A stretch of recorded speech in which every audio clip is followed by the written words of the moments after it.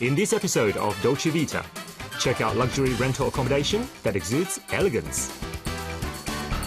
Visit a place that perfectly combines food and coffee with art. Embrace sustainable fashion from a new perspective. And appreciate masterful paintings by South Korean artist Lee Bae. As we know it, living small is just the way it is in Hong Kong, and we have pretty much grown used to it. But that doesn't mean we have to compromise on things like security, convenience, and lifestyle when it comes to choosing an apartment. Right, and when I look for a new residence, it's usually all about location, location, location. Being accessible to places where I need to go and great places to eat are usually my priority. However, a stunning view and convenient facilities are also important to me.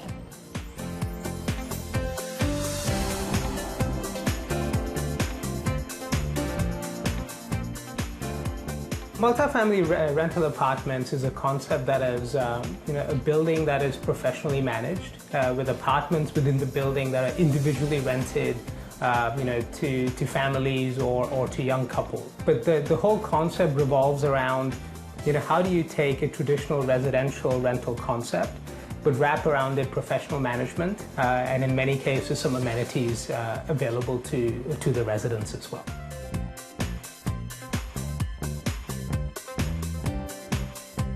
I think a city like Hong Kong that attracts global talent, where real estate and residential real estate especially is extremely expensive. I think a lot of people tend to rent their place to live. At the same time, in many instances, the landlord is an individual or a family, and the management of the apartment is not necessarily something that is part and parcel of what they do. So with multifamily residential, we take away a lot of the hassles of renting by providing professional management and giving tenants effectively a single counterparty that they can deal with for all aspects of their leasing experience.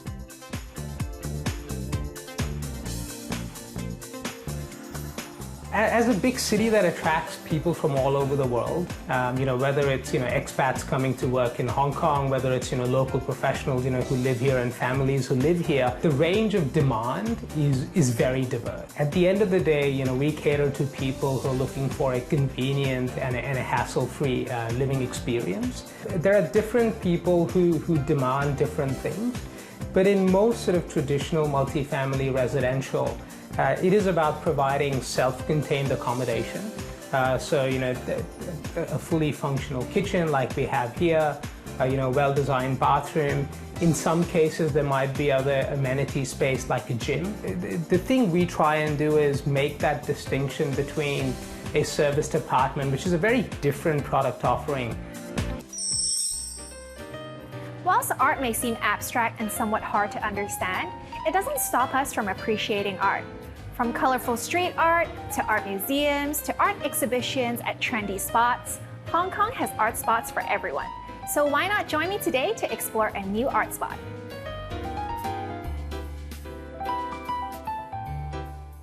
Can you tell us more about this exhibition? Yes, sure. So in here is our opening exhibition by Vin Fan. Vin Fan is an emerging Chinese multimedia artist. In this exhibition, we have 3 parts. So we have prints, ceramics, and an immersive exhibition. By these prints, Vin created exclusively for our exhibition 10 exclusive works. She's trying to illustrate patterns and structures. And for the ceramics, it's like giving us change perception. So when you view it from different angles, it's like moving around with you. And one of the highlights is the art installation. So when you walk inside, you'll see a lot of distortions and reflections. So when you move forward, it gives you a new level of images. So by this installation, the artist Vin Fan wants to invite us to a question: what is real? That does sound somewhat mysterious. So what inspired you to bring these artworks here? Oh yes, and our gallery featuring emerging artists is one of our main focuses. So Vin Fan is a young artist and is representing the Generation Z style. So at our opening, we are very pleased to introduce a fun, approachable and photogenic art exhibition. So apart from this exhibition, are there any other artworks worth our attention? Oh yes, I'd like to introduce our regular art shop, which is right behind our exhibition space. So we understand that every visitor has different tastes, so we're offering a wide variety of artworks that include side prints, art toys, merchandise, and something up to tote bag. So by offering this wide range of affordable arts, we try to get every people involved. And on top of that, at the opposite wall, here we have a rare piece of artwork by the American pop artist Roy Lichtenstein. It was collected by a collector some 30 years ago, and the frame has not been changed since then. So it's very rare, and we're pleased to display here for our visitors to see, and they can have a chance to own it. We also have another pop art piece, which is our cafe area at ground floor. Let's go and check it out. Sure. This Reigning Queen Margaret belongs to the Reigning Queens collection of Andy Warhol. It's one of the largest screen print portfolio of him. This collection depicts 4 ruling queens, including Queen Elizabeth II, and this one is Queen Margaret of Denmark. If you look at the colors of the screen print, I think you'll like it. You'll be attracted by the vibrant pink, and it also inspired the outfit menu. So look at here, you see the dragon fruit smoothie. The dragon fruit is vivid pink and with the coconut flakes and granola. Very colorful. Yeah, not only is it delicious, it's very healthy as well. And beside it, you will have the steak. We'll have the steak made of cauliflower. And like in every art, we have 3 primary colors. So you'll see red, yellow, and blue. And beside it, you'll see a red one. We simply name it red. So we're actually made of hibiscus and citron. This is beautiful. So what about the artistic furniture over there? Oh, that's the famous roly-poly armchair. It's designed by a British designer, Faye Toogood. It features, you see, the very chunky legs and a wide seat. It's one of the iconic designs in the last decade. Needless to say, our visitors love them. It became an iconic hotspot. It's very cute. Yes. So why do you think that a place that mixes a cafe and an exhibition space fits the culture of Hong Kong? So I think the two matches perfectly together in giving us a time to slow down and simply mesmerize an art. And this way, we do want Hong Kong people who is leading a very fast pace, I would say super fast, to have a space to at least take a break, slow down, and relieve the stress. And that's how we want, because of the cafe, to make art more easily accessible. Arts and culture has been booming in recent years in Hong Kong. So nowadays, art matters more to people and the economy. I really like this idea of putting together a cafe and an exhibition space. I can really see myself winding down in this place.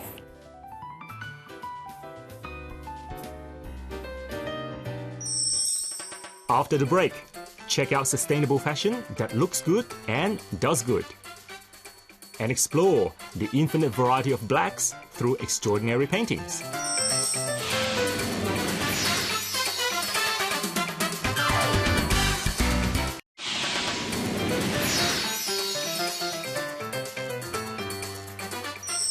Many people love fashion, including myself, of course. We all have our own style, but for me, my style depends on my mood of the day. Sometimes it can be girly, sometimes cool and chic, other times elegant, most of the time casual.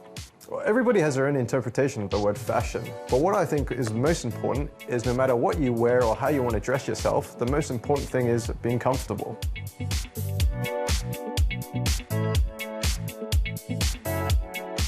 Well, the casual wear fashion industry is now moving more towards customization. People want more and more stuff to be more customized, and with the customization, more sustainable. The bespoke experience is a wonderful experience which is left out for a lot of people because they don't wear formal wear, especially for women. But everybody wears casual, so this is the service that we're getting to everybody to experience casual bespoke wear. Well, the most important elements for bespoke service is actually self-expression. People go and they buy stuff they sort of make do with the stuff that has been available to them, that is given to them. With the bespoke service, you can express yourself. You know, clothes are a way of expressing oneself the easiest. It gives you the chance to express yourself by the way you dress, by how you present yourself. That's the best part of the bespoke service.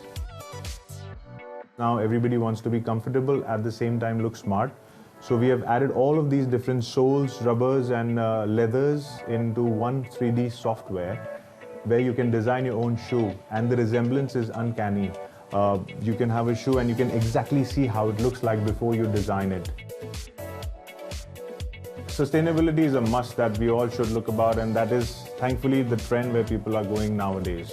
It has to be eco-friendly and sustainable. Making fashion sustainable, there are about 4 or 5 steps to it. The basic steps. The first step is surplus. There is a lot of surplus and wastage. As consumers, we have to consume less and take care of the surplus, that we don't have a lot of wastage. Second is obviously the fabrics. We have to make more sustainable choices with the fabrics. Then after the fabrics, what people don't think about is the accessories that goes into a garment. There's no use of having an organic cotton t-shirt with a polyester label inside. So the labels, the buttons, all of the accessories, they have to be taken care of. Cotton, mother of pearl, Corozo nuts, these are the materials that you should use. And lastly, it's the packaging, because that's where everything sort of gets messed up. You know, we don't want to use any plastics. Paper is all right, but we can have a recycled paper. And yeah, these are the basic steps of achieving as much sustainability as we can. But no matter what you do, all of us do have a carbon footprint in our day-to-day lives. Now, for all of us to offset that is not possible. So the packaging that we use is definitely eco-friendly and biodegradable, but it's also offsetting your carbon. All our tags we use as seed paper. So you just have to take our tag, put it in a bowl of soil and just water it like you would do a normal plant, and a small plant is going to grow out of it. A very small fraction, but then every drop counts when it comes to sustainability. I would suggest bags and shoes, because customize those bags so when you walk into a room, you know that you are the only one who has that bag or that pair of shoe and nobody else has. There's no point in paying a lot of money and getting in a room, finding another person having the same item. It's amazing, you know, to have a customized pair of casual wear which you use every day. It's the best feeling to have. So bags and shoes, again, it's what speaks, what talks, and that's the best, one of the best items that I would recommend.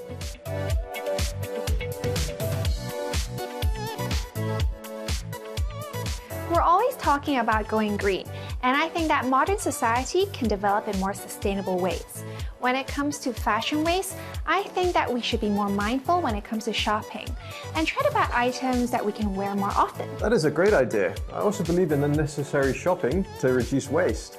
That is why I believe in made-to-order fashion items, as they're tailored for the individual, meaning you'll end up wearing them more and needing less.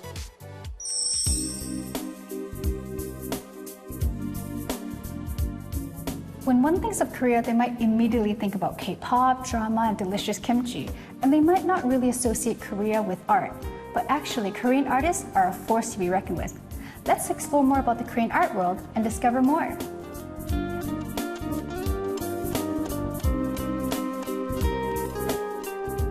Hi, Juhee. Can you tell us more about the Korean artist Lee Bae? Lee Bae is a leading figure in Korean contemporary art. He was born in Korea and moved to Paris in 1989. Since then, he has been working actively in between 2 countries. And he uses a single material charcoal. He creates sublime sculptures, works on paper, paintings, and installations. Wow, so it sounds like he works on a lot of different types of works, but I notice he uses charcoal a lot, which results in his signature black and white works. Right. He has been using charcoal as a single material since he found the barbecue charcoal bag in the street of Paris. Oh, okay. Right then, he reconnected with the significance of a color black in Asian civilization. And it became a strong metaphor for him of the cycle of life and death. Oh, I see. So it sounds like it's very significant to him. How would you describe Lee's works? So his works are deeply rooted in Asian culture, and yet he has been trying to find a way to connect the West to the east. He's been working with the charcoal for nearly 30 years, and his whole career can be divided into 3 distinct periods, I would say. And in the 90s, he worked on the charcoal paintings. And Lee makes his own charcoals, and he cuts them in pieces, glues them, completely cementing on the canvas, and then arduously sanding out until it flattens and starts showing the endless depth of a black. Now, I know that he has a lot of ideologies in his art, but I do find his art a little bit abstract. So how does one appreciate them? Can you tell us? It doesn't have one conceptual idea. We really have to understand the evolution of the charcoal use. Okay. That's why it's easy to understand him by, series after series in different periods of time. So in the 90s, he made the charcoal paintings, which I just explained. But then in the 2000s, he shifted his direction, and he started creating more pictorial paintings using the charcoal ink. And then the most recent works, I would say, is the brushstroke. Again, he employs his own charcoal ink to create this very spontaneous and gestural works. Now, is there any particular piece that visitors should pay attention to? When you walk in the gallery, the first work that you encounter is this amazing charcoal ink splash. It looks very spontaneous and gestural, but in fact, it's the result of a meticulous layering. He paints through a lot of a layering process. So first, he draws the shapes of the brush strokes, or splash in this case on the canvas, and then he fills the lines with the black charcoal ink, and then he applies the white liquid that calls acrylic medium. It's sort of like a varnish. So in this way, he repeats this practice over nearly 7 to 12 times. What he was trying to achieve is the feeling of Chinese calligraphy. So when you look at the Chinese calligraphy, you actually see the Chinese inks completely smudged and soaked in the mulberry paper. That's the effect that he wanted to achieve using the Western canvas. Wow, so it sounds like there's so much more to meet the eye. Like, it looks very spontaneous, like a splash, but there's so much work that goes behind that. Now, what do you think that visitors can take away from visiting this exhibition? While walking along the gallery, I hope people can connect to a soulful place where the artist is offering a moment to quiet the mind in this unsettling times. Some tranquility here. Yes. Well, thank you for sharing with us today, Judy. Thank you very much for coming.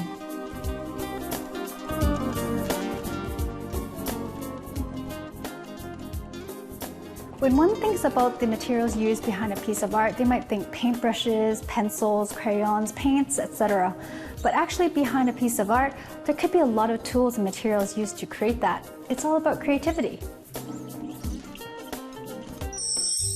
That's all the time we have for this week's episode. If you enjoyed what we've introduced and want to find out more, simply check out our program website.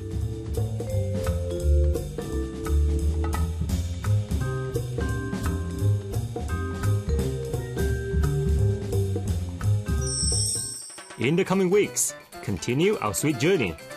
Delve into Hong Kong's vibrant dining scene. Stay on top of the latest happenings in town. Connect with inspiring people from different backgrounds. And look after your well-being. So be sure to tune in again next time.